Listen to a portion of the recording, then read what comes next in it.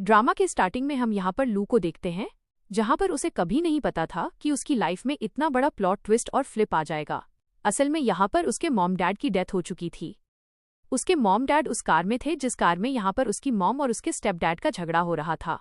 उनका आर्ग्यूमेंट्स चल रहा था और उसी आर्ग्यूमेंट्स के तहत यहाँ पर उस कार का एक्सीडेंट हो चुका था, जिस एक्सीडेंट में दोनों ने अपनी जान खो दी थी और अब लू यहाँ पर अकेला पड़ चुका है।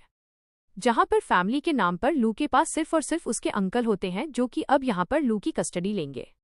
अब वो उसके अंकल हैं, इसका मतलब ये नहीं कि वहाँ पर वो लू के लिए पिटी फील करते हैं। असल में अंकल को पता है कि लू के पास यानी कि लू के पेरेंट्स के पास उसकी ग्रैंड मॉम ने भी कितनी सारी चीजें उसके लिए छोड़ रखी हैं, जहाँ पर वो अगर लू की कस्टडी लेते हैं तो उन सभी चीजों को ऐश से स्पेंड कर सकते हैं। वहीं दूसरी ओर यहाँ पर वो स्टाफ होती है जो कि उन्हें अपोज करने लग जाते हैं, उन्हें डिनाई करने लगती है, क्योंकि यहाँ पर वो लू को अडॉप्ट करने के लिए उनकी कस्टडी लेने के लिए कैपेबल नहीं होते। अंकल कहने लग जाते हैं कि जरा एक बात बताना, क्या मेरे अलावा कोई और है जो कि यहाँ पर इसको सपोर्ट कर सकता है। स्टाफ कह रहे थे कि देखिए, रिपोर्ट्स के मुताबिक यहाँ पर आप 3 साल पहले से जेल जा चुके हैं, और वो भी एक बार नहीं 2-3 बार चोरी के नाम पर। तो फिर आपके यहाँ पे जितने भी पॉइंट्स हैं वो हमारे पॉइंट्स के अकॉर्डिंग अप्रूव नहीं होते, इसलिए आप यहाँ पर कैपेबल नहीं हैं। अंकल तो यहाँ पर उन्हें बस एक चीज समझाने की कोशिश कर रहा होता है कि अगर मैं उसकी कस्टडी नहीं लूंगा तो ये किसकी कस्टडी के अंदर रह सकता है। एंड तब वहाँ पे लीजा आती है, जहाँ पर लीजा को पता चलता है कि उसके डैड की मौत हो चुकी है। तब वो उस न्यूज को सुनते ही आ जाती है, जहाँ पर स्टाफ और लीजा आपस में बात कर रहे होते हैं। लीजा स्टाफ से कहती है कि आपका कहने का ये मतलब है कि वो डैड जो कि मुझे 3 साल की उम्र में ही छोड़कर जा चुके हैं, जिनके बारे में मुझे पता भी नहीं है कि वो कैसे दिखते हैं, मुझे वो तक याद नहीं है, उनकी आज मौत हो चुकी है। एंड यहाँ पर आपको भी ये बात जानकर हैरानी होगी कि यहाँ पर लीजा के जो डैड थे वो लू के स्टेप डैड होते हैं। तभी यहाँ पर वो स्टाफ उसे लू के बारे में बता रही होती है। लीजा कहने लग जाती है कि देखो, वो मेरा भाई तो है नहीं जहाँ पर मैं उसका ध्यान रखूंगी, और वैसे भी मेरे डैड के जाने की वजह से मैंने और मेरी मॉम ने ऑलरेडी बहुत सारे स्ट्रगल किए हैं, जहाँ पर मैं अकेले ही अपने लाइफ एक्सपेंसेस को स्पेंड करने में स्ट्रगल कर रही हूँ, तो फिर मैं किसी और की कस्टडी कैसे ले सकती हूँ। एंड ये पहली बार होता है जहाँ पर लू ने लीजा को देखा हुआ था। लीजा वहाँ से उस बात को डिनाई करके जा रही होती है, लेकिन उस समय लू उसके पास आता है एंड उसे प्लीज करता है कि वो उसे सपोर्ट करे। एंड बाद में यहाँ पे वो लोग सेपरेटली बात करने के लिए चले जाते हैं। लीजा उसे कह रही होती है कि जरा मुझे रीजन तो बताना कि मैं तुम्हारा ध्यान क्यों रखूंगी और तुम्हें सपोर्ट क्यों करूंगी। तब यहाँ पर लू उसे बता रहा होता है कि मेरी ग्रैंडमा ने यहाँ पर मेरे नाम पर एक इंश्योरेंस पॉलिसी की है, जो मुझे यहाँ पर तब मिलेगी जब मैं एडल्ट एज का हो जाऊंगा, यानी कि 2 साल बाद जब मैं 18+ हो जाऊंगा उस समय, और उसमें से मैं यहाँ पर तुम्हें हाफ ऑफ द प्राइस देने के लिए रेडी हूँ, साथ साथ वो एक्सपेंसेस भी जो कि तुम इन 2 साल में मेरे ऊपर स्पेंड करने वाली हो। लीजा कहने लग जाती है कि तो फिर बेटर यही है ना कि तुम अपने अंकल के साथ रह लो, आखिर वो क्यों नहीं। तब लू उसे बता रहा होता है कि उसकी ग्रैंडमा का बस मेन मोटिव था कि यहाँ पर लू एक अच्छे यूनिवर्सिटी में जाकर पढ़ाई लिखाई करे, और उसे ये बात पता है कि उसके अंकल के रहते यहाँ पर उसे पॉलिसी के 1 पैसे तक नहीं मिलने वाले, बिकॉज वो सब कुछ गैम्बलिंग में उड़ा देंगे, और यहाँ पर लू के पास कोई पावर फिर बचेगी ही नहीं। लीजा यहाँ पर उसकी बातों को सुन रही होती है और उसे पूछती है कि अच्छा, जब तुम्हें यहाँ पर तुम्हारे अंकल पर ये डाउट है, तब तुम मुझ पर इतना भरोसा कैसे कर सकते हो। व्हाट इफ मैं यहाँ पर तुम्हारे पैसे के साथ भाग गई। तो लू को पता होता है कि यहाँ पर लीजा ऐसा नहीं करने वाली है, और इस चीज को लेकर वो एकदम श्योर था, बिकॉज उसकी इनर गट फीलिंग ये सब कह रही थी। लीजा उसे कहती है कि ठीक है, 2 दिन की छुट्टी मैंने ले रखी है, तो फिर यहाँ पर हम तुम्हारे कस्टडी का सर्टिफिकेट ले सकते हैं। जिसके बाद यहाँ पर वो लोग घर पे जाते हैं एंड यहाँ पर लीजा उसे अपना शेड्यूल बता रही होती है। लू कहता है कि फिक्र मत करो, मैं यहाँ पर खुद का ध्यान रख सकता हूँ। लीजा कहती है कि हाँ, तुम्हें रखना होगा, बिकॉज मैं पर्सनली नहीं रख सकती, और तुम कोई 5 साल के बच्चे नहीं हो। इतना बोलकर वहां से वो चली जाती है। इतने में यहाँ पर वो अपने न्यू स्कूल में ट्रांसफर भी हो जाता है, जहाँ पर सभी लोग सिर्फ उसे देख रहे होते हैं, बिकॉज लू यहाँ पर क्लास में सबसे ज्यादा हैंडसम लग रहा था, और साथ ही साथ एकेडमिक वाइज वो यहाँ पर नंबर 1 आया करता था। तब सब बात करने लग जाते हैं कि जरूर यहाँ पर टफ कॉम्पिटिशन रहेगा। इतने में यहाँ पर जब वो सीट पर बैठता है, तब क्लास मॉनिटर भी यहाँ पर उसके साथ बड़े प्यार से बात करती है। वहीं दूसरी ओर हम यहाँ पर लीजा को देखते हैं, जो कि अपने पार्ट टाइम वर्क पर होती है, और वो भी एक क्लब में, जहाँ पर वो कुछ ग्रुप ऑफ मेन्स को जाकर अल्कोहल सर्व करती है। और उस समय यहाँ पे वो लोग उसे कहने लग जाते हैं कि जाने की इतनी जल्दी भी क्या है, यहाँ पर हमारे साथ तुम ड्रिंक तो कर ही सकती हो। लीजा यहाँ पर उसे घूरने लग जाती है और मन ही मन कहती है कि इतना मोटा है, घर पर वाइफ है, फिर भी यहाँ पर इतने लोगों को लाइन मारने की फुर्सत है इस चड्डी मैन के पास। इतने में यहाँ पर वो लोग उसे पैसे ऑफर कर रहे होते हैं, पर ड्रिंक तो लीजा भी यहाँ पर वैसा ही करती है जैसे वो लोग चाहते थे, लेकिन बाद में बेचारी की हालत खराब हो जाती है जहाँ पर वो वॉशरूम में जाकर वॉमिट करना शुरू करती है। उसकी फ्रेंड उसे कहती है कि देखा, मैं तुमसे हमेशा कहा करती हूँ कि सबसे पहले अपनी हेल्थ को प्रायोरिटी दो, ना कि मनी को। लीजा बोलती है कि मनी होगी तभी तो हेल्थ रहेगी। यहाँ पर उसकी फ्रेंड को भी पता होता है कि उसने लू की कस्टडी ले रखी है, तो वो उससे पूछने लग जाती है कि आखिर क्यों तुम ऑलरेडी इतना स्ट्रगल कर रही हो, अब एक और मेंबर के आने की वजह से तुम और स्ट्रगल करोगी। लीजा बता रही होती है कि यहाँ पर लू के अंदर उसे वो 3 साल वाली लीजा नजर आती है, जिसके डैड के जाने पर वो एकदम क्लूलेस बन चुकी थी और उसकी एंटायर लाइफ एक मिस्ट्री बन चुकी थी, जहाँ पर खुद उसे उसके अस्तित्व के बारे में समझ नहीं आ रहा था। उसने तो अपनी लाइफ खराब कर ही ली है, तो फिर वो यहाँ पर उस बेचारे की लाइफ को क्यों खराब होने दे जिसके पास इतने अच्छे एम्स और गोल हैं। वहीं दूसरी ओर हम यहाँ पर देखते हैं लू को, जो कि स्टडी करते करते यहाँ पर लीजा का इंतजार कर रहा होता है और यहाँ पर तो ऑलमोस्ट मिडनाइट होने को आया था। वहाँ लीजा तेजी से घर आती भी है और ड्रंक होती है, जहाँ पर वो वहीं सोफे पर सो जाती है। लू को यहाँ पर उसकी चिंता होने लग जाती है कि आखिर यहाँ पर वो ऐसा कौन सा वर्क करती है। मॉर्निंग होते ही यहाँ पर लू अपनी स्कूल के लिए पैकिंग करना शुरू कर देता है। लीजा भी यहाँ पर धीरे धीरे नींद से उठ रही होती है और उस समय वो उसे कहती है कि सॉरी, मैंने तुम्हारा सोफा एक्वायर कर लिया। वो उसे यहाँ पर सजेस्ट करने लग जाता है कि आखिर तुम्हें ऐसे सारे काम नहीं करने चाहिए। लीजा बोलती है, ऐसे सारे काम? तुम्हें क्या लगता है कि मैं यहाँ पर एक स्ट्रिपर हूँ? क्या मैं लोगों के साथ रोज नाइट स्पेंड करती हूँ? तो तुम ऐसे सारे काम को क्या बोलना चाहते हो? लू कहने लग जाता है कि मेरे कहने का वो मतलब नहीं था। लीजा बोलती है कि ध्यान से सुनो, तुम्हारे इंश्योरेंस पॉलिसी की वजह से मैंने तुम्हें यहाँ पर घर पर रखा है, और वैसे भी सिर्फ 2 साल बाद यहाँ पर हम तो एक दूसरे के लिए अनजान पर्सन बन जाएंगे, और अभी भी फिलहाल यहाँ पर हम ऐसे रहें तो ज्यादा बेहतर होगा। और हाँ, ध्यान रहे कि तुम अपनी स्टडीज में हमेशा टॉप पर रहना। ऐसा बोलकर वहां से वो अंदर चली जाती है, जहां पर उसे रियलाइज होता है कि उसने कितना रूडली उससे बात की, लेकिन वो जानबूझकर ऐसा करती है ताकि यहाँ पर लू को उसके लिए बुरा न लगने लग जाए, पिटी ना फील होने लग जाए, और इस वजह से उसका पढ़ाई से ध्यान भटक न जाए, वो अपनी पढ़ाई पर फोकस करे, यही लीजा चाहती थी। वहीं दूसरी ओर जब वो यहाँ पर अपने काम पर थी, तब उसे बार बार यहाँ पर लू की याद आ रही थी कि कहीं उसने उस बेचारे के साथ कुछ ज्यादा रूडली बात तो नहीं कर ली। इतने में यहाँ पर वो अपने काम से निकल रही होती है, जहाँ पर लू उसका वेट कर रहा था। लीजा उससे पूछती है कि तुम यहाँ क्या कर रहे हो? तब वो उसे कहता है कि अब मैं डेली यहाँ पर तुम्हें पिक करने के लिए आऊंगा, बस उससे ज्यादा कुछ नहीं। फिर वो लोग वहां से जा रहे होते हैं, जहाँ पर वो अपने रूड बिहेवियर के लिए उससे अपॉलॉजी भी करती है। वहीं दूसरी ओर हम यहाँ पर स्कूल का सीन देखते हैं, जहाँ पर शांति से सभी लोग अपने घर जा रहे थे। मिनी भी यहाँ पर लू को अप्रोच करने वाली थी, लेकिन इतने में यहाँ पर एक आंटी आ जाती हैं, जो आते ही लू के ऊपर गंदा सा पानी फेंकती हैं और उस पर इल्जाम लगा रही होती हैं कि तुम्हारी वजह से तुम्हारे मॉम डैड की मौत हुई है और इन सबका ब्लेम तुम मेरे बेटे पर डाल रहे हो। असल में यहाँ पर ये आंटी उस ड्राइवर की मॉम थी जिसकी वजह से वो एक्सीडेंट हुआ था और जिसके बेटे को जेल में रखा गया था।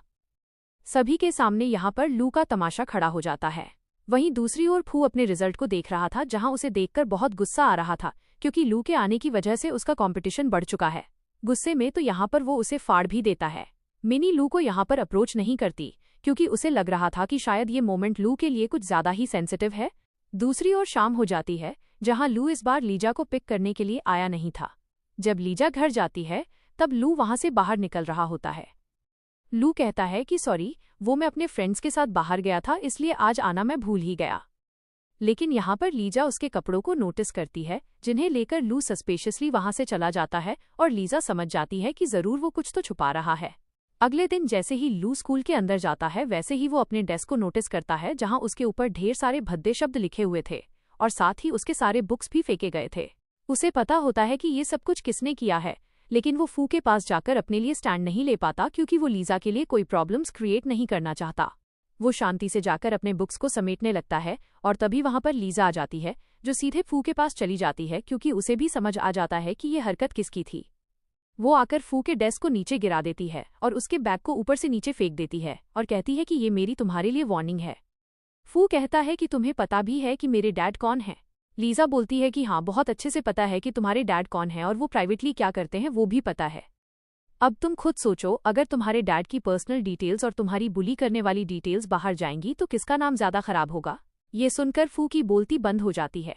लीजा बोलती है कि अगर इतनी ही अकड़ है तो पढ़ाई ज्यादा अच्छे से कर लो, नेक्स्ट टाइम से तुम सेकंड नहीं फर्स्ट आओगे, लेकिन बुली करना कोई ऑप्शन नहीं है। उतने में वहां पर प्रिंसिपल आ जाता है, जो लीजा पर चिल्ला रहा होता है कि तुम यहाँ पर एंटायर स्कूल को डिस्टर्ब कर रही हो, अभी यहाँ से चली जाओ। लीजा प्रिंसिपल को बहुत ही तगड़ा रिप्लाई देती है कि हाँ, मुझे तो यहाँ पर आना ही था, जब टीचर्स और प्रिंसिपल पर्सनली कोई रिस्पॉन्सिबिलिटी नहीं उठा सकते। आज जो कुछ भी हुआ, इसकी कंप्लेंट मैं एजुकेशन डिपार्टमेंट में करने वाली हूँ, प्रूफ्स भी मेरे पास हैं, और फिर आप सोच लीजिएगा कि आपको उन्हें क्या रीजंस देने हैं। वो फू को भी कह देती है कि लू एक अच्छा स्टूडेंट है, लेकिन मैं अच्छी नहीं हूँ, ये बात ध्यान रखना। ऐसा बोलकर वो वहां से लू को लेकर जाने लग जाती है। रास्ते में लीजा लू से कहती है कि बताओ, आखिर तुम अब इतने अच्छे क्यों बनते हो, और इतना अच्छा बनने की क्या ही जरूरत है? अगर कोई तुम्हारे साथ गलत कर रहा है तो तुम्हें किस बात का डर है? तब लू उसे बताता है कि उसे डर था कि कहीं उसकी कोई कंप्लेंट लीजा के पास पहुंच न जाए और उसे परेशानी हो, बिकॉज अगर कंप्लेंट पहुंचेगी तो फिर यहाँ पर लीजा भी उसे अबंडन कर लेगी। ये बात सुनते ही यहाँ पर लीजा को वो टाइम याद आ रहा था जहाँ पर स्कूल में उसे भी इसी तरीके से बुली किया जाता था, उसके साथ इनजस्टिस हुआ करता था। यहाँ पर वो उसे कहती है कि देखो, ऐसी कोई बात नहीं है, अगर तुम सही हो और सामने वाला गलत, तो अपने लिए तुम्हें स्टैंड लेना चाहिए, और ऐसे भी बस 2 साल में यहाँ पर तुम्हारे साथ हूँ। उसके बाद यहाँ पे तुम्हें खुद के लाइफ का डिसीजन खुद लेना होगा, खुद के लिए स्टैंड खुद से लेना होगा। अभी तो मैं फिलहाल हूँ तुम्हारे साथ, लेकिन उसके बाद मैं नहीं रहूंगी, जहाँ पर फिर तुम क्या करोगे? लू यहाँ पर उसे हग करते हुए थैंक यू बोलने लग जाता है, और उसे एक और बात प्रॉमिस करने के लिए कहता है कि अगर ऐसी भी कोई चीज़ है जो कि लीसा को परेशान कर रही है तो फिर लीसा को आकर लू को बताना होगा। एंड यहाँ पे लू उसे ये भी प्रॉमिस करता है कि वो उसे पक्का प्रोटेक्ट करेगा, चाहे वो कोई भी टॉपिक क्यों ना हो। वहीं दोस्तों, यहाँ पे ऐसा करते करते फाइनली अच्छे से उनके साल गुजर रहे होते हैं, एंड यहाँ पे वो टाइम आ गया था जहाँ पे लीसा ने अपने स्कूल से यानी कि कॉलेज से ग्रेजुएशन कर ली थी, और अब यहाँ पर वो एक अच्छे से कंपनी में इंटर्नशिप भी कर रही है। और अब यहाँ पर तो लीसा पॉजिटिव हो गई थी। ऐसा लग रहा है जैसे लू यहाँ पर लीसा का ध्यान रख रहा है। लीसा उसे गुड बाय बोलती है। लू उसे कहता है कि तुमसे कितनी बार कहा है कि मेरे सर पर हाथ मत रखा करो, मैं कोई छोटा सा बच्चा थोड़ी ना हूं। वहां से वो बस हंसकर चली जाती है। जहां पर लू बता रहा था कि सब कुछ पॉजिटिवली हो रहा है सिवाय एक चीज के, जहां पर लीजा अभी भी उसे बच्चा ही मानती है। लीजा यहाँ पे अपने ऑफिस के मीटिंग में होती है, जहां पर सभी के सभी एम्प्लॉइज का आज रिवैल्यूएशन रिपोर्ट था, जहां पे आज उनमें से किसी एक को प्रमोशन मिलने वाले थे और बोनस भी। लीजा की कलीग उसे कह रही होती है कि देखना, आज का दिन तुम्हारे लिए बहुत स्पेशल होगा, बिकॉज तुम इतने सालों से इतनी मेहनत करती आ रही हो। लीजा भी एक्साइटेड थी, लेकिन यहाँ पर उनका मैनेजर तो किसी और को ही प्रमोट कर देता है। जहां पर लीसा को ये सब कुछ इनजस्टिस लग रहा था, तो वो चली जाती है यहाँ पर कैबिन में कंप्लेन करने के लिए कि वो 1 साल से यहाँ पर इस कंपनी में अपना पूरा 100% देके वर्क कर रही है, और यहाँ पर वो लड़की जो कि 1 मंथ पहले आई है, उसे यहाँ पर प्रमोशन मिल जाता है विदाउट एनी रिवैल्यूएशन स्कोर, जहां पर उसके एनरोलमेंट स्कोर सिर्फ और सिर्फ 0% है। मैनेजर कहता है कि लगता है यहाँ पर तुम्हें पता नहीं है कि इस सेंचुरी में और इस लाइफ में और कंपनीज में यहाँ पर हार्ड वर्किंग से ज्यादा स्मार्ट वर्किंग होना जरूरी होता है, और कनेक्शंस भी। तुम्हारे कनेक्शन तो कुछ है नहीं। यहाँ पर उस लड़की के डैड हमारे बिगेस्ट क्लाइंट है, जहां पर आई थिंक प्रमोशन तो वही डिजर्व करती है, और ऐसे भी एज अ मैनेजर मेरा फर्ज बनता है उस बड़े क्लाइंट को और बड़ा बनाना, ताकि हमारे कंपनी को और प्रॉफिट हो सके। रही बात तुम्हारी, तो हार्ड वर्किंग से फिलहाल यहाँ पर क्या ही होता है। इतने में यहाँ पर वो कर्टन्स को बंद करने लग जाता है। लीसा समझ जाती है कि कुछ तो गड़बड़ जरूर होगी। मैनेजर कहने लग जाता है कि देखो, ऐसे भी यहाँ पर तुम हार्ड वर्किंग हो, लेकिन साथ साथ ब्यूटीफुल भी। तुम्हें पता ही है कि मैं तुमसे क्या कहना चाहता हूँ। एक और रास्ता है जो यहाँ पर तुम्हें ऊंचाइयों तक पहुंचा सकता है। अगर तुम उस रास्ते को अपनाना चाहो तो बेहतर होगा। लीजा बोलती है कि ये सब कुछ यहाँ पर ऑफिस पॉलिटिक्स मेरे साथ मत खेलिए। मैनेजर कहता है कि भोले मत बनो, मुझे भी पता है कि तुम्हारे कॉलेज टाइम में तुमने कितनी सारी इंटर्नशिप्स की है, और ऐसे भी तुम्हें तो इन सब चीज़ों की आदत होनी चाहिए। लीजा उसे कहती भी है कि जो आप सोच रहे हैं वैसे काम मैं नहीं करती थी, मैं सिर्फ स्टाफ वर्कर थी। लेकिन यहाँ पर वो उसे कहता है कि इस कार्ड को रखो और रात 10 बजे होटल रूम पे पहुंच जाना। अपना ये इंपॉर्टेंट चांस मिस मत करना, पूरा लाइफ टाइम क्या पता रिग्रेट ना रह जाए। जब यहाँ पर लू घर पे आता है तो वो लीजा को नोटिस करता है कि उसने एक बार फिर से यहाँ पर स्मोकिंग शुरू कर दी थी। वो जाकर यहाँ पर उसे रोक रहा होता है। लीजा कहती है कि देखो, बच्चों को यहाँ पर बड़ों के बिजनेस में नहीं आना चाहिए। लू कहता है कि प्लीज मुझे बार बार यहाँ पर बच्चा बुलाना बंद करो, हमारी एज में कुछ ज्यादा डिफरेंस नहीं है। लीजा उसे फिर बताने लग जाती है कि किस तरीके से यहाँ पर उसके साथ पार्शियलिटी हुई है, जहाँ पर उसे प्रमोशन मिलने की बजाय उस लड़की को प्रमोशन मिला जो कि 1 महीने पहले आई है, कुछ काम भी नहीं करती है, जस्ट बिकॉज उसके डैड यहाँ पर इस कंपनी के बिगेस्ट क्लाइंट हैं और कोई रीजन नहीं है। लू कहने लग जाता है कि सिर्फ इसी कंपनी में नहीं, ढेर सारी कंपनीज में ऐसा होता है जहां पर इस इनजस्टिस को तुम्हें सहना नहीं चाहिए। लीजा बोलती है कि ठीक है, तुम जाकर यहाँ पर फ्रेश हो जाओ और डिनर कर लेना, मुझे आने में देरी हो जाएगी। ऐसा बोलकर जब वो रेडी होने के लिए जाती है उस समय यहाँ पर लू उस होटल रूम के की कार्ड को नोटिस करता है और साथ ही साथ अब यहाँ पर उसके फोन पे नोटिफिकेशंस। लीजा रेडी होकर जा रही होती है जहाँ पर वो उसे रोक लेता है और जाने से मना करता है। लीजा बोलती है कि मैं तो बस यहाँ पर अपने फ्रेंड के साथ डिनर करने के लिए जा रही हूँ, तुम तो फिलहाल नहीं चल सकते। लू कहता है कि प्लीज प्लीज मत जाओ, यहाँ पर मैं ऑलरेडी 18 होने वाला हूँ जहाँ पे मैं भी पैसे अर्न कर सकता हूँ। मैं भी यहाँ पर स्टूडेंट्स को ट्यूटोरिंग दे सकता हूँ ताकि मैं भी पैसे अर्न कर तुम्हें सपोर्ट कर सकूँ। लीजा उसकी बातों पर स्माइल करने लगती है एंड कहती है कि जरूरत नहीं है, तुम यहाँ पर अपनी पढ़ाई पर फोकस करो और वैसे भी मेरे पैसे इनफ हैं। ऐसा बोलकर वहां से वो चली जाती है एंड लू यहाँ पर घर पर बैठकर सोचने लग जाता है कि आखिर यहाँ पर वो की कार्ड को लेकर कहाँ जा सकती है। उसे दुनिया भर के सारे रॉन्ग आइडियाज आ रहे थे और स्पेशली उसे इस बात की फिक्र रहती है कि कहीं लीजा यहाँ पर किसी मुसीबत में फंस न जाए, इसलिए वो भी वहां चला जाता है। फिर दूसरी ओर यहाँ पर लीजा उस होटल रूम में जरूर जाती है। लू यहाँ पर दरवाजा खटखटाने वाला था लेकिन लीजा सामने आ जाती है बिकॉज वो वहां से जा ही रही थी। वो उसे पूछने लगती है कि तुम यहाँ पर क्या कर रहे हो। जैसे ही लू यहाँ पर उस मैनेजर को देखता है वैसे ही जाकर वहां पर उस मैनेजर को बहुत पीटना शुरू कर देता है। मैनेजर गुस्से में आ जाता है और लीजा से कहता है कि तुम तो यहाँ पर मुझे डराने धमकाने आई थी, इतना काफी नहीं रहा जहाँ पर तुम मुझे पिटवा भी रही हो। लीजा उसे कहती है कि देखो यहाँ पर कुछ नहीं हुआ है, मैं सेफ हूँ, और उसे लेकर फिर वो वहां से जाने लग जाती है।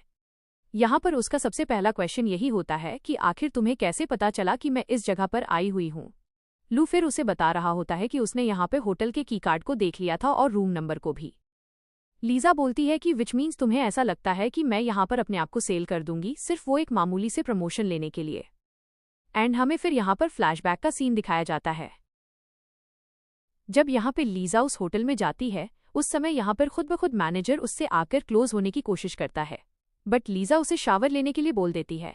जहां पर जब वो शावर लेने के लिए जाता है तब वो उसके फोन को स्विच ऑफ कर देती है एंड अपने फोन को यहाँ पे एक्टिवेट करते हुए जैसे ही वो बाहर आता है उसके फोटो लेना शुरू कर देती है। मैनेजर को यहाँ पर गुस्सा आ जाता है कि आखिर तुम ये क्या कर रही हो। लीजा बोलती है कि ये एविडेंस है और मैं इस चीज को यहाँ पर रिपोर्टर्स को भेजना चाहती हूँ और बताना चाहती हूँ कि कंपनी के मेंबर्स किस तरीके से यहाँ पर इंटर्न के साथ क्या कर रहे हैं। यहाँ पर गुस्से में आकर वो उसे थप्पड़ मार देता है एंड कहता है कि भूलो मत, मैं मैनेजर हूँ और तुम इंटर्न, मैं सभी से कह दूंगा कि तुम जानबूझकर मुझे यहाँ पर लेकर आई और मुझे सिड्यूस कर रही थी। लीजा बोलती है कि बोल दो, लेकिन भूलो मत मैं इंटर्न हूँ और अभी भी तुमने यही कहा है। वैसे भी यहाँ पर ढेर सारे केसेस पाए जाते हैं जहाँ पर बॉस जानबूझकर इंटर्न को इन सभी चीजों में इन्विटेशन देते हैं, जो कि तुमने भी किया है। तुम्हारे टेक्स्ट मैसेजेस भी मेरे पास हैं और सोचो, मेरे पास तो यहाँ पर खोने के लिए कोई है भी नहीं। तुम्हारी वाइफ है, तुम्हारे बच्चे हैं, तुम मैनेजर की पोस्ट पे हो, तुम्हारे लिए मैनेजर से एक मामूली स्टाफ बनना कितना आसान होगा, ये तुम सोच लो। और साथ ही साथ जब तुम्हारी वाइफ और बच्चों को ये सब पता चलेगा तो कितनी बदनामी होगी। ये सुनते ही यहाँ पर वो डरने लग जाता है और कहता है कि आखिर तुम चाहती क्या हो, प्रमोशन? लीजा बोलती है कि नहीं, मैं चाहती हूँ कि तुम यहाँ पर मेरे लिए एक रिकमेंडेशन लेटर लिखो दूसरी कंपनी के लिए और मुझे हेडक्वार्टर्स में भेजो। ये बात सुनकर यहाँ पर वो हंसने लगता है और कहता है कि तुम्हारी एक्सपेक्टेशंस कुछ ज्यादा ही हैं। वो बोलती है कि देखो, मुझे बार बार अपने आप को रिपीट करना अच्छा नहीं लगता। आई होप तुम मेरी बात समझते रहोगे क्योंकि तुम मैनेजर के पोस्ट पर हो और तुम्हारे पास इनफ ब्रेन्स हैं। ऐसा बोलकर वो जाने लगती है। मैनेजर कहता है कि तुम्हें क्या लगता है कि मैं कुछ कर नहीं सकता? मैं यहाँ पर इतने सालों से हूँ जहाँ पर मैंने हर तरह के लोगों से डील किया है। लीजा बोलती है कि अच्छी बात है, लेकिन मैं तुम्हें बताना चाहती हूँ कि इतने लोग तो मुझे जानते भी नहीं होंगे जितने लोगों से तुम दिन में मिलते होगे। तो वो तुम खुद सोच लो, मेरे बारे में तो लोग 2-4 दिन बात करके भूल जाएंगे, लेकिन तुम जिस कंपनी में भी मुंह उठाकर जाओगे वहां सब तुम्हें पहचानते होंगे। तो फिर आई होप तुम अपने लिए प्रॉपर डिसीजन लोगे।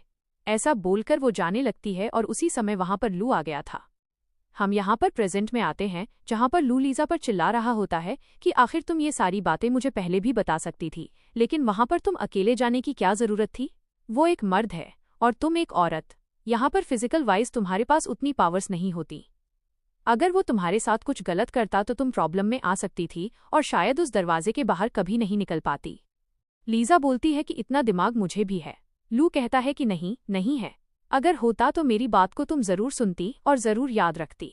जहां पर मैंने तुमसे पहले भी कहा है कि मैं तुम्हें प्रोटेक्ट कर सकता हूँ, बट नहीं, तुम मुझे अभी भी यहाँ पर एक बच्चा ही समझती हो। ऐसा बोलकर गुस्से में वो वहां से चला जाता है। इसके बाद में यहाँ पर नेक्स्ट मॉर्निंग होती है, जहां पर दोनों एक दूसरे को देखते भी हैं पर कोई किसी से कुछ बात करता नहीं। लीजा अपने बेडरूम में चली जाती है एंड लू भी वहां से अपने स्कूल के लिए निकल पड़ता है। लीजा भी उसे वापस से रोकती नहीं है। एंड फिर हम यहाँ पर स्कूल का सीन देखते हैं, जहां पर प्रोफेसर लू को अपकमिंग कैलीग्राफी एक्सचेंज लर्निंग के बारे में बता रही होती हैं कि ये इवेंट बैजन में हेल्ड होने वाला है, जहां पर ढेर सारे स्कूल के डिफरेंट लोग आने वाले हैं जो कि कैलीग्राफी में एकदम मास्टर हैं, और प्रोफेसर पाई भी वहां पर रहेंगे, जिनके अंडर यहाँ पर लू को बहुत कुछ सीखने मिल सकता है। लू वहां पर जाने से मना कर देता है।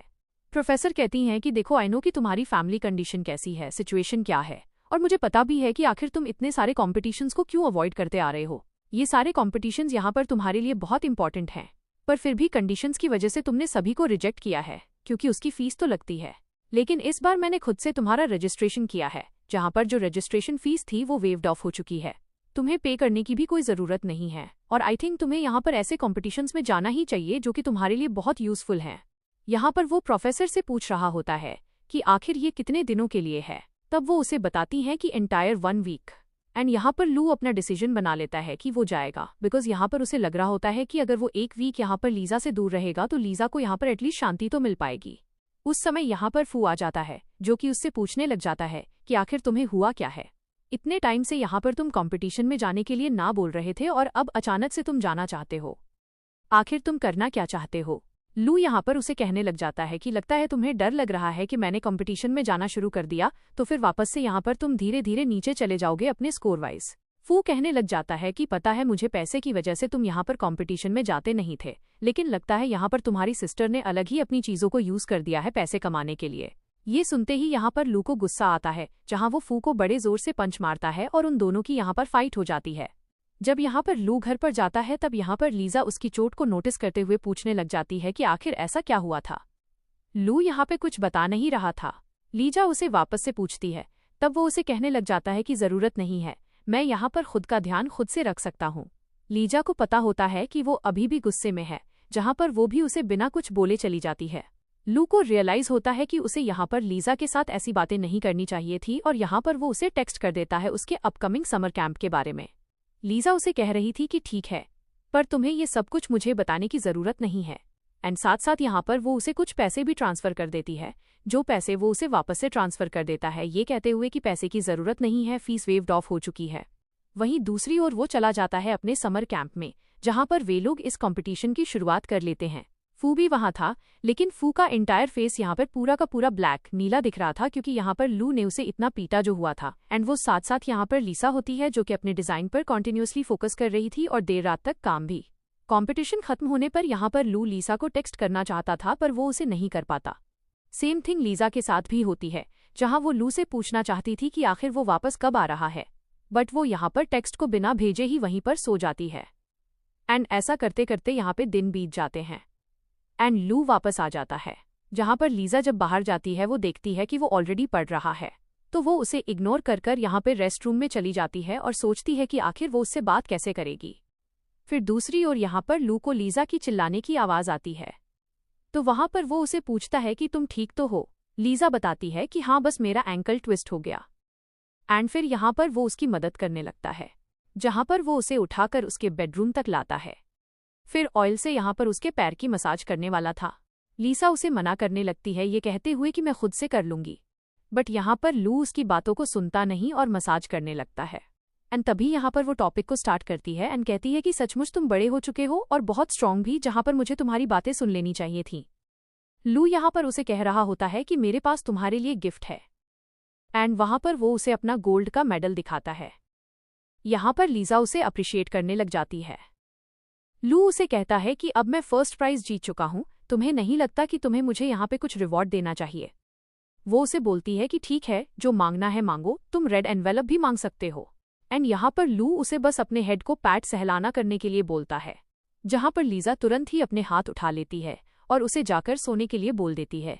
वहीं दोस्तों यहाँ पे बाद में लीसा नेक्स्ट डे अपने ऑफिस में होती है, जहां पर उसने इतने दिनों से जितने भी डिजाइन स्टार्ट किए थे वो यहाँ पर अपनी मैनेजर को बता रही होती है और मैनेजर यहाँ पर उसके उस आर्ट को लेकर अप्रिशिएट करती है और उसे फिर वहां से जाने के लिए कहती है।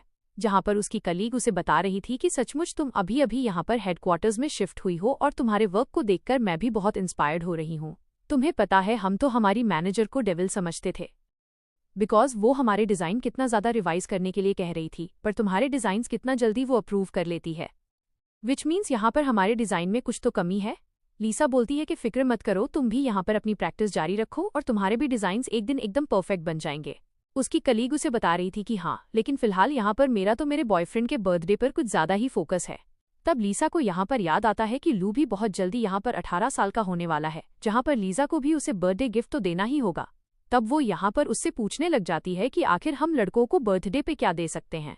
उसकी कलीग उसे बता रही थी कि देखो अब ये लड़कों के ऊपर डिपेंड करता है कि लड़के की एज क्या है और उसकी चॉइस प्रेफरेंसेस क्या है, लेकिन तुम किस लड़के को गिफ्ट दे रही हो।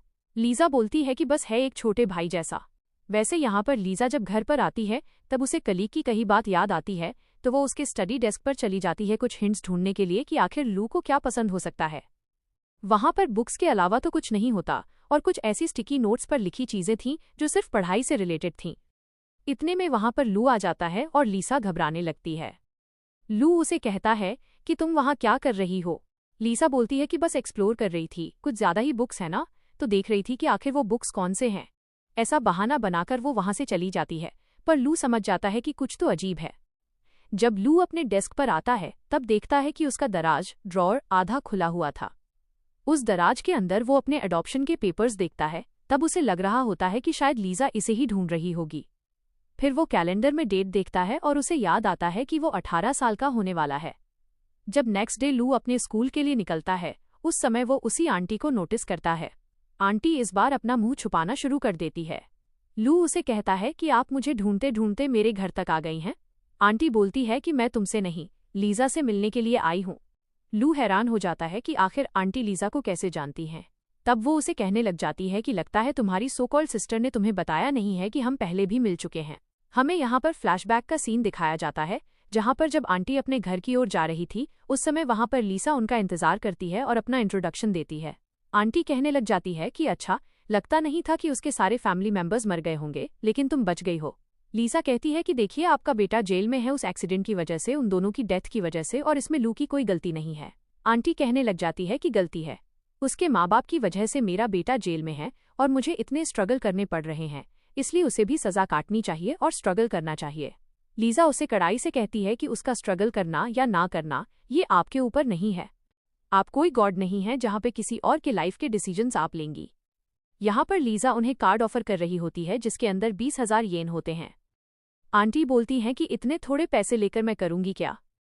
लीजा बोलती है कि जितना दे रही हूँ उतना ले लो, माना कि ये पैसे कम हैं, लेकिन अगर नेक्स्ट डे से आप यहाँ पर गेट पर मुझे नजर भी आई तो मैं पुलिस को बुला दूंगी, और ये पैसे मैं आपको यहाँ पर फिलहाल के लिए कंपैशनेट तसल्ली करने के लिए दे रही हूँ। ये सारी बातें जानकर यहाँ पर लू को हैरानी होती है और उसे ये याद भी आता है कि वो तो भूल ही चुका था कि आखिर यहाँ पर आंटी उसे अब देखने क्यों नहीं आ रही हैं और उसे तंग करने क्यों नहीं आ रही हैं। और यही वो रीज़न था बिकॉज यहाँ पर लीजा ने सब कुछ ठीक कर दिया था। यहाँ पर वो आंटी से पूछने लग जाता है कि तो अब इतने सालों बाद आप वापस क्यों आई हैं, क्या आपको वापस से पैसे चाहिए। आंटी बोलती हैं कि क्यों नहीं, उस टाइम के दिए हुए पैसे सब खर्च हो गए और इतने कम पैसों में मेरा क्या हो पाएगा। तब लू उन्हें कहने लग जाता है कि वो चीज़ आपको उसी से बात करनी चाहिए थी, कम पैसे थे तो एक्सेप्ट किया ही क्यों, और वैसे भी फिलहाल हमारे पास कोई पैसे नहीं है, जितने थे उतने उन्होंने आपको अपनी सेविंग्स वाले दे दिए, तो प्लीज़ अब यहाँ हमें ज़्यादा परेशान करने के लिए मत आइए। और अब मुझे फ़र्क नहीं पड़ता अगर आप मेरे स्कूल गेट पर आकर तमाशा खड़ा भी करती हैं। तो आंटी यहाँ पर सोचने लग जाती हैं और बोलती हैं कि जा कहाँ रहे हो, व्हाट इफ मैं यहाँ पर लीसा की कंपनी में जाकर तमाशा खड़ा करना शुरू कर दूँ, तब तुम क्या करोगे। लू कहने लग जाता है कि जाइए, फिर मैं भी देखता हूँ कि अगले दिन यहाँ पर आपके पैर बचते हैं या नहीं। ऐसा धमकाकर वो वहाँ से चला जाता है। वहीं दोस्तों यहाँ पर शाम को ऑफिस लीविंग के टाइम में लू रेडी था ताकि लीसा के ऊपर नजर रख सके कि वो आंटी उसे परेशान तो नहीं कर रही। वो देखता है कि लीसा एकदम स्माइल के साथ अपने फ्रेंड से बात करती है और घर की ओर म्यूजिक सुनते हुए जा रही होती है। लू को लग रहा होता है कि लू के बिना यहाँ पर लीसा की लाइफ कितनी ज़्यादा पीसफुल है, एंड शायद वही लीसा के लिए बेटर होगा अगर कस्टडी खत्म होते ही वो उसे छोड़कर चला जाए। उसे लग रहा होता है कि शायद लीसा भी यही एक्सपेक्ट कर रही होगी। फाइनली उसका बर्थडे वाला दिन आ जाता है जहां वो बहुत ओवरथिंक कर रहा होता है। लीजा उससे पूछती है कि आज रात तुम घर कब तक आओगे। लू कहता है कि जैसा तुम बताओ। लीजा कहती है कि ठीक है, थोड़ा जल्दी आ जाना, मुझे यहाँ पर तुमसे कुछ बात करनी है। लू को लग रहा होता है कि जरूर लीजा को एग्रीमेंट खत्म करने को लेकर बात करनी होगी। दूसरी ओर लू के जाने के बाद लीजा सारी प्रिपरेशन शुरू कर देती है। वो कुकिंग करती है और ढेर सारी डिशेस प्रिपेयर करती है। समय बीतता जा रहा था और लू ओवरथिंक किए जा रहा था। वो लीसा की कॉल्स भी पिक नहीं करता और टेक्स्ट भी नहीं देखता। लीसा को डर था कि कहीं कोई प्रॉब्लम ना आ गई हो, तो वो उसे ढूंढते हुए बाहर निकल जाती है और उस समय लू उसे अकेला रोता हुआ मिलता है। वहाँ पर लू को बहुत डर लग रहा था। लीजा उसे पूछने लग जाती है कि आखिर तुम्हें किस बात का डर है। तब वो उसे कहता है कि आज रात के बाद यहाँ पर तुम्हें मेरी कोई ज़रूरत नहीं रहेगी। तभी लीजा को वो 2 साल पहले वाली बात याद आती है। वो उसे सिंपली हग करती है और उसे ओवरथिंक करने से मना करती है। फिर वे लोग घर जाते हैं, जहां लीजा खुद सामने से पूछती है कि आखिर तुम्हें ऐसा क्यों लगता है कि मैं यहाँ पर तुम्हें अबंडन त्याग कर दूंगी। लू उसे कहता है कि क्योंकि मुझे लगता है कि जब से मैं तुम्हारी लाइफ में आया हूँ तुम्हारी प्रॉब्लम्स बढ़ गई हैं। लीजा यहाँ पर उसे कुछ रिस्पॉन्ड नहीं करती। वो सिंपली बस लाइट्स ऑफ करती है और कैंडल्स जलाती है और कहती है कि विश मांगो, ये विश जरूर पूरी होगी। जिसके बाद वो उसे हैप्पी बर्थडे विश करती है। साथ ही वो उसके लिए एक नेकलेस भी गिफ्ट लेकर आई थी, जिसे लू उसे अपने हाथों से पहनाने के लिए कहता है। उस समय उन दोनों की नज़दीकियां बहुत बढ़ जाती हैं। लीजा कहती है कि बस यही नहीं, मैंने तुम्हारे लिए एक और चीज़ प्रिपेयर की है। वो लू के लिए डिफरेंट टाइप्स की बियर और अल्कोहल लेकर आई थी। वो उसे कहती है कि आई नो तुमने पहले कभी ड्रिंक नहीं की है और अब तुम लीगल एज के हो चुके हो, तो मैं चाहती हूँ कि तुम्हारी फर्स्ट ड्रिंक मुझसे शुरुआत हो। जैसे ही वे सिंपल बियर से शुरुआत करते हैं, लू के लिए वो एक बियर ही नॉकआउट होने के लिए काफ़ी थी। वो नींद में कॉन्टिन्यूअसली लीजा का नाम पुकारे जा रहा था। लीजा कहती है कि मैं तुमसे बड़ी हूँ, मुझे रिस्पेक्टफुली बुलाओ। वो कहता है कि नहीं, तुम मेरी लीजा हो। ऐसा बोलते हुए वो उसके बहुत क्लोज आ जाता है, जहाँ लीजा भी एक पल के लिए बहक जाती है, लेकिन वो तुरंत उसे खुद से दूर करती है और बेडरूम में भाग जाती है। लू डाइनिंग टेबल पर ही स्माइल करते हुए सो जाता है। अगले दिन लू का फाइनल एग्जाम होता है। एग्जाम खत्म होने पर लीजा उसे ग्रेजुएशन के लिए कॉन्ग्रेचुलेट करती है। लू पूछता है कि तुम ऑफिस में नहीं हो। लीजा बताती है कि मैंने हाफ डे लीव ली है क्योंकि मेरा यंगर ब्रदर ग्रेजुएट होने वाला है। इतने में वहां उनका टीम लीडर आ जाता है और लीजा को पहचान लेता है। लीजा उन दोनों का इंट्रोडक्शन करवाती है। लीडर कहता है कि तुम दोनों के सरनेम अलग हैं, तो तुम भाई बहन कैसे हुए। लू जवाब देता है, क्योंकि हम भाई बहन नहीं हैं। लीडर कहता है कि कोई बात नहीं, अब हमें चलना होगा क्योंकि इंपॉर्टेंट क्लाइंट मीटिंग है। लीजा उसे गुड बाय बोलकर चली जाती है, पर लू को उस टीम लीडर से जेलसी फील हो रही थी। उसी रात लू को वो लीडर अपने घर के पास दिखता है। लू पूछता है कि इतनी रात को आप यहाँ क्या कर रहे हैं। वो कहता है कि मैं लीजा को कुछ इंपॉर्टेंट डॉक्यूमेंट सबमिट करने आया था। लू शक भरी नज़रों से कहता है कि इतना इंपॉर्टेंट, जो आप अपने एम्प्लॉय के घर पर पर्सनली डॉक्यूमेंट्स देने आए हैं, ये तो प्रोफेशनल नहीं है। वो यहाँ पर कहने लग जाता है कि चलो तुम्हें बताता है कि आखिर मेरा इंटेंशंस क्या है।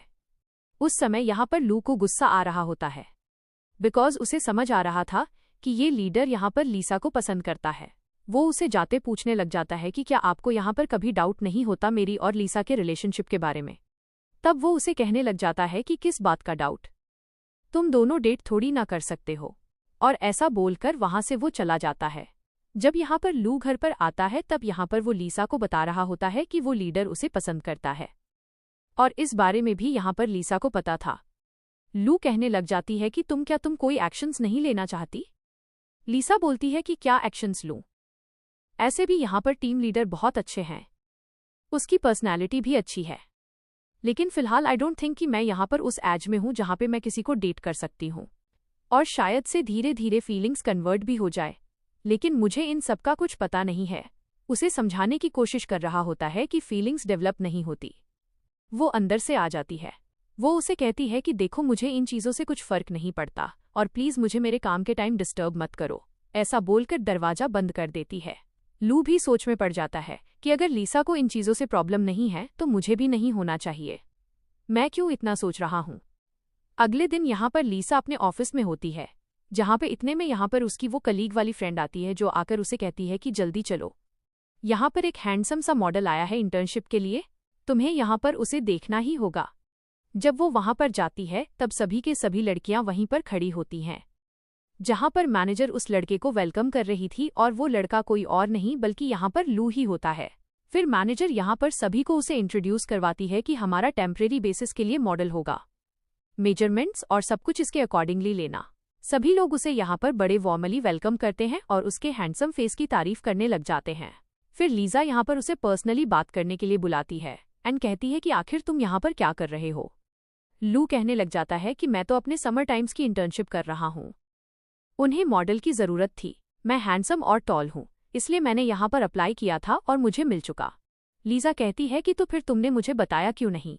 वो उसे कहता है कि बिकॉज मुझे आइडिया नहीं था कि ये लोग मुझे यहाँ पर जॉब देंगे भी या फिर नहीं। वो उसे कहती है कि ठीक है, लेकिन ये एक प्रोफेशनल वर्क प्लेस है जहाँ पर हम अपनी आइडेंटिटी को रिवील नहीं कर सकते, इसलिए बेहतर होगा अगर हम यहाँ पर किसी को पब्लिकली हमारे रिलेशनशिप के बारे में ना बताएं। लू भी उसके बाद इस पर एग्री कर लेता है। फिर लीजा उसे यहाँ पर लेकर मेजरिंग रूम में जाती है जहाँ पर स्टाफ को कुछ ठीक नहीं लग रहा था, तो अब यहाँ पर लीजा खुद लू के मेजरमेंट्स लेती है जहाँ पर दोनों की क्लोजनेस कुछ ज्यादा बढ़ जाती है। पर उतने समय में वहां पर लीडर आकर उन दोनों को एक साथ देखकर हैरान था। लू बताने लग जाता है कि मैं यहाँ पर गारमेंट मॉडल बनकर आया हूँ। तब लीडर भी यहाँ पर उसे खुशी से वेलकम करता है। वहीं दूसरी ओर जब वो उन दोनों को साथ में वर्क करते हुए देख रहा होता है, लू को तो जेलसी फील होती है एंड यहाँ पर वो लीसा को टेक्स्ट करता है कि हम एक साथ घर चलेंगे, जिसके बाद वो लोग ऑफिस के बाद साथ घर जाने लग जाते हैं। इसके बाद में यहाँ पर नेक्स्ट डे शूट वाला दिन होता है। सभी के सभी लोग यहाँ पर मॉडल लू की तारीफ कर रहे थे। एक लड़की तो यहाँ पर बाद में उसकी इन्फॉर्मेशन उससे सीक्रेटली लेने के लिए कहती है और ये बात यहाँ पर लीजा सुन लेती है। इतने में वहाँ पे हान आ जाता है सभी के लिए कॉफी लेकर, जहाँ पे उसने लीजा के लिए स्पेशली टी लेकर आया था, बिकॉज उसे पता होता है लीसा कॉफी पीती नहीं है। इन दोनों की क्लोजनेस को देखकर यहाँ पर लू को बहुत बुरा लगता है कि हान को यहाँ पर लीजा के बारे में तो सारी डिटेल्स पता है। तब वो चला जाता है यहाँ पर लीजा से अपना सेकंड आउटफिट मांगने के लिए, और जब वो चेंज करने ड्रेसिंग रूम में जाता है तब वो उसी चीज को लेकर ओवरथिंक कर रहा था। लीजा का यहाँ पर उसे टेक्स्ट आ जाता है कि वो आज जाते समय उसके साथ नहीं जा पाएगी बिकॉज उसके कुछ और प्लान्स हैं। लू को ये बात बिल्कुल अच्छी नहीं लगती एंड लीजा यहाँ पर हान के साथ एक डिनर डेट पर थी, जहाँ पर हान लीजा को लू के बारे में पूछ रहा होता है। तब लीजा उसे बता रही होती है कि एक्चुअल में उसके रिलेटिव्स इस दुनिया में नहीं रहे, इस वजह से यहाँ पर वो उसका पहले से ख्याल रखती आ रही है। हान कहने लग जाता है कि वही तो आज के बच्चे यहाँ पर काइंडनेस को अफेक्शन समझ बैठते हैं। लीजा यहाँ पर उसकी बातें सुन रही थी, जहाँ पर हान उसकी बुराई तक करने लग जाता है और यही चीज यहाँ पर लीसा को पसंद नहीं आती, जहाँ पर वो भी उसे आंसर बैक जरूर करती है। वहीं दोस्तों जब यहाँ पर वो घर पे आती है तब लू उसे क्वेश्चन करने लग जाता है। वो सिंपली उसे समझा रही थी कि उसका इस मैटर में इन्वॉल्व होने की कोई जरूरत नहीं है। लू उसे यहाँ पर कन्फेस कर ही देता है कि तुम्हें भी पता है कि मैं तुम्हें लाइक करता हूँ और तुम भी मुझे, जहाँ पर लीजा इस बात से डिनाई करती है। लेकिन इतने में वो उसे किस करने लग जाता है। तब वो उसे थप्पड़ मारकर अपने बेड में चली जाती है और वो नहीं चाहती थी कि इन सभी चीजों में यहाँ पर लू एंटर करे, बिकॉज यहाँ पर वो उसे एक फ्यूचर का बेटर पर्सन बनाना चाहती थी, ना कि इन सब चीजों में उलझाकर उसके लाइफ को और कॉम्प्लिकेट करने में। वहीं दोस्तों हम यहाँ पर ऑफिस का सीन देखते हैं, जहाँ पर मैनेजर नैन्सी को चिल्ला रही होती है क्योंकि उसके डिजाइन्स यहाँ पर आजकल कुछ ज्यादा ही लो फॉर्म में काम कर रहे हैं। नैन्सी भी गुस्से में चली जाती है और अपनी फ्रेंड को सब कुछ एक्सप्लेन कर रही होती है। उसकी फ्रेंड कहती है कि जब से यहाँ पे लीजा आई है तब से मैडम के डिजाइन की एक्सपेक्टेशंस कुछ ज्यादा ही बढ़ चुकी हैं। लेकिन तुम फिक्र क्यों करती हो, तुम्हारे डैड है ना, एक कॉल बस यहाँ पर काफी है। जहाँ पर वो अपने डैड को कॉल लगाकर सारी कंप्लेंट करने लग जाती है। वहीं उसी रात को यहाँ पर टीम डिनर होता है, जहाँ पर सभी लोग एक दूसरे को चीयर्स कर रहे थे। एंड तभी यहाँ पे मैनेजर बताती है कि मैंने एक स्पेशल गेस्ट को बुलाया हुआ है, एंड इतने में वहाँ पे लू आ जाता है। वहीं दोस्तों यहाँ पर जब वो लोग उसे नैन्सी के बाजू में बैठने के लिए कह रहे थे तब वो नैन्सी के नहीं बल्कि लीजा के बाजू में जाकर बैठता है एंड यहाँ पर वो उसके हाथों को पकड़ता है। हान को ऑलरेडी कुछ तो ऑफ लग रहा था, तब वो जानबूझ के स्पून गिराता है एंड टेबल के नीचे देखता है, जहाँ पर वो उन दोनों के हाथों को एक साथ देखकर समझ जाता है कि जरूर कुछ तो चल रहा है। जिसके बाद में जब यहाँ पर हान स्मोकिंग करने के लिए जाता है, उस समय यहाँ पर वो लू को एडवाइस दे रहा होता है कि तुम्हें नहीं लगता कि तुम्हें उस पर्सन के साथ होना चाहिए जिस पर्सन को तुम यहाँ पर कंफर्टेबल फील करवा रहे हो, और मेरे अकॉर्डिंग तो यहाँ पर लीसा ने बहुत कुछ मिस किया है तुम्हारी वजह से, बिकॉज वो इतने सालों से तुम्हें पाल पोस रही थी। ये वर्ड्स जैसे ही यहाँ पर वो बोलता है, यहाँ पर वो लू के वीक पॉइंट्स को ट्रिगर कर देता है, जहाँ पर लू को सेल्फ डाउट होने लगता है। वहीं दोस्तों यहाँ पर लीसा मैनेजर के कैबिन में जाती है, जहाँ पर उसे गुड न्यूज़ पता चलती है कि उसे यहाँ पर न्यू प्रोडक्ट लॉन्च के लिए लीडर की तरह हायर किया गया और वो बहुत खुश हो जाती है। इतने में यहाँ पर उसने अपने बॉडी टेस्ट के रिपोर्ट्स निकलवाए थे, जिसे लेने के लिए वो अकेली जाती है और उस समय यहाँ पर उसे डॉक्टर बताते हैं कि उसके कैंसर की संभावना है। ये जानकर यहाँ पर वो और भी ज्यादा स्ट्रेस आउट हो जाती है और बताने लगती है कि उसकी तो हेल्थ लाइफ बहुत प्रॉपर थी। डॉक्टर कहता है कि सभी को ऐसा ही लगता है, लेकिन हमें यहाँ पर एक प्रॉपर टेस्ट करना होगा ताकि हम एटलीस्ट पता लगा सकें कि आखिर इसके जो चांसेस हैं वो कितने हाई हैं और कितने लो हैं। वहीं दूसरी ओर यहाँ पर लीसा को इंस्टीट्यूट से कॉल आता है, जहां पर प्रोफेसर लीसा को यहाँ पर लू को समझाने के लिए कहती है कि उसके लिए यहाँ पर क्यू यूनिवर्सिटी सबसे बेस्ट है। बट वो वहां पर नहीं जाना चाहता क्योंकि वो इस सिटी से बहुत ज्यादा दूर है, जहां पर उसे कम्प्लीटली वहां ट्रांसफर लेना पड़ जाएगा। इसलिए यहाँ पे वो सेकेंड बेस्ट यूनिवर्सिटी को चूज कर रहा है। लीजा को पता होता है कि यहाँ पर वो उसकी स्टडीज के साथ बिल्कुल कॉम्प्रोमाइज नहीं कर सकती है। वहीं दूसरी ओर यहाँ पर वो चली जाती है ऑफिस में, जहाँ पर वो अपने रिपोर्ट्स को दिखाती भी है और खुद ब खुद यहाँ पर रिजाइन हैंडल कर देती है, बिकॉज यहाँ पर वो नहीं चाहती थी कि बची कुची लाइफ को भी वहाँ पर वैसे ही स्पेंड करे। इतने में यहाँ पर हान उसे समझा रहा था कि उसके पास बेस्ट मेडिकल टीम्स है जहाँ पर वो उसकी मदद कर सकती है। बट लीजा को पता होता है कि कोई कितनी भी कोशिश क्यों ना कर ले, इन द एंड कैंसर एक ऐसी डिजीज है जो कि क्योर नहीं हो सकती। हान यहाँ पर उसे घर पर छोड़ने के लिए आता है, जहाँ पर लीसा जानबूझकर उसे हग करती है और एक ऐसे पोजीशन में आती है जैसे कि यहाँ पर लू को लगे कि दोनों किस कर रहे हैं, बिकॉज लीसा को यहाँ पर बहुत पहले से ही पता है कि लू एवरीडे यहाँ पर शाम को उसी के साथ घर आता है उसके पीछे पीछे, जैसे कि उसे पता नहीं कि लीजा को ये बात अभी तक पता है। वहीं दोस्तों हम यहाँ पे बाद में देखते हैं जहाँ वो घर जाकर अपनी पैकिंग करने लग जाती है एंड लू को क्लियरली बता रही थी कि यहाँ पे वो हान के साथ लिव इन में आने वाली है, इसलिए यहाँ पर वो उसके साथ आगे की लाइफ स्पेंड करना चाहती है। लू उसे बहुत समझाता है, एक्सप्लेन भी करता है, एक्सप्रेस भी करता है, बट यहाँ पर लीसा उसकी बातों को बिल्कुल नहीं सुनती है। इनफैक्ट यहाँ पे वो उनका एग्रीमेंट फाड़कर वहां से चली जाती है।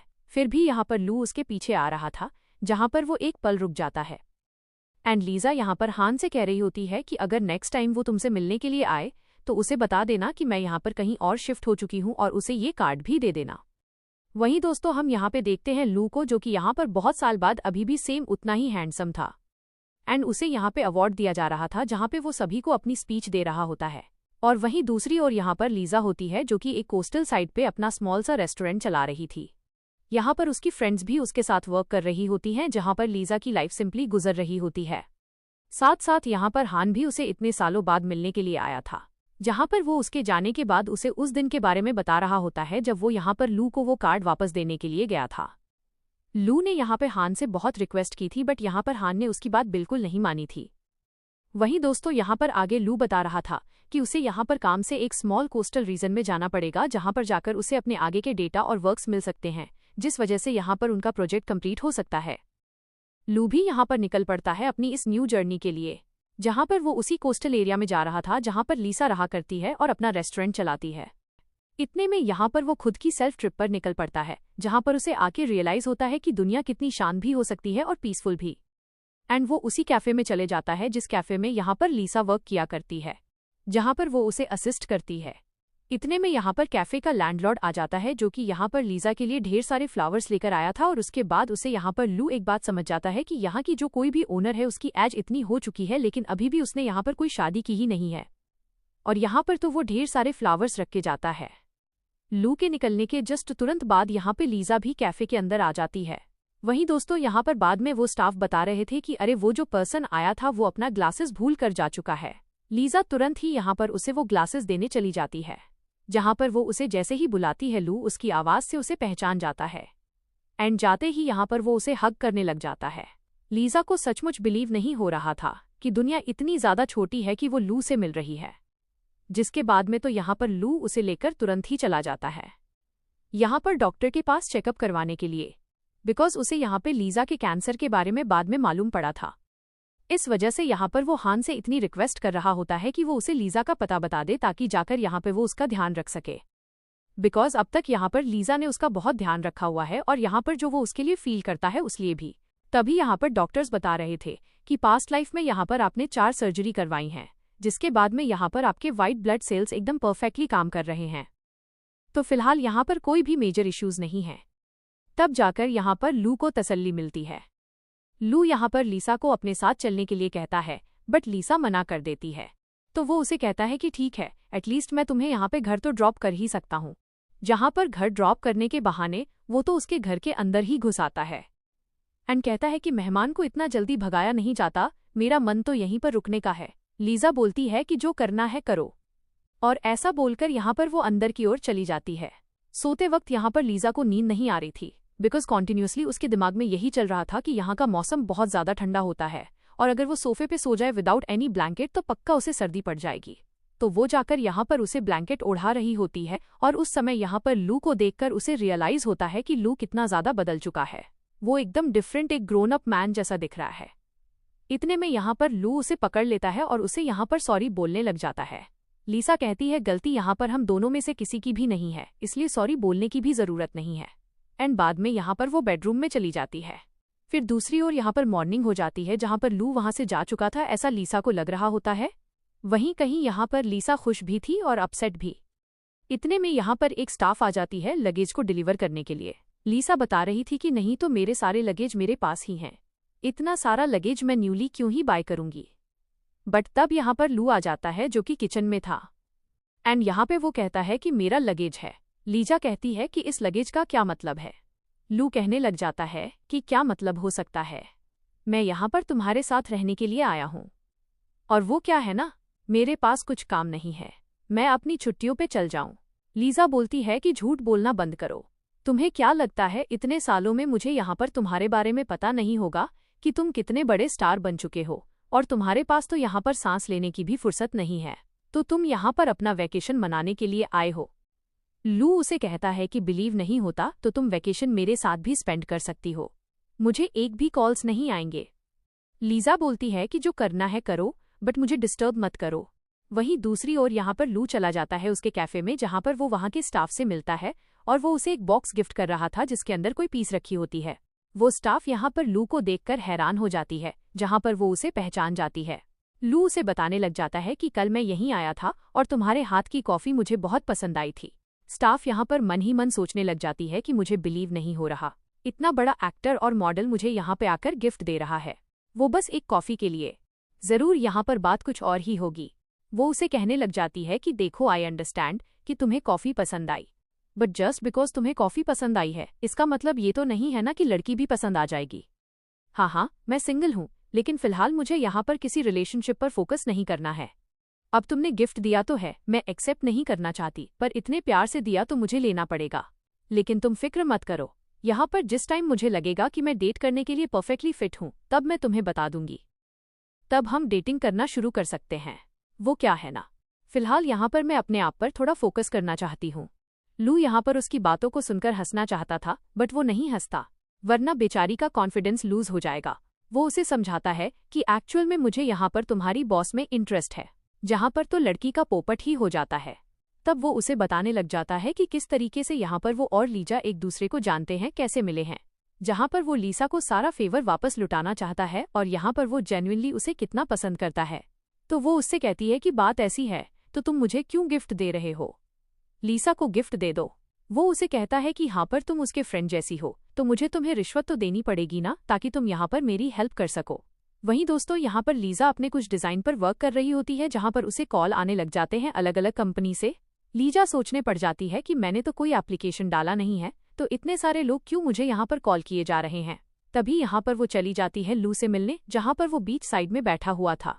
लीजा उसे कहने लग जाती है कि तुम्हें क्या लगता है मैं यहाँ पर तुम्हें इम्प्रेस करने के लिए आया हूँ?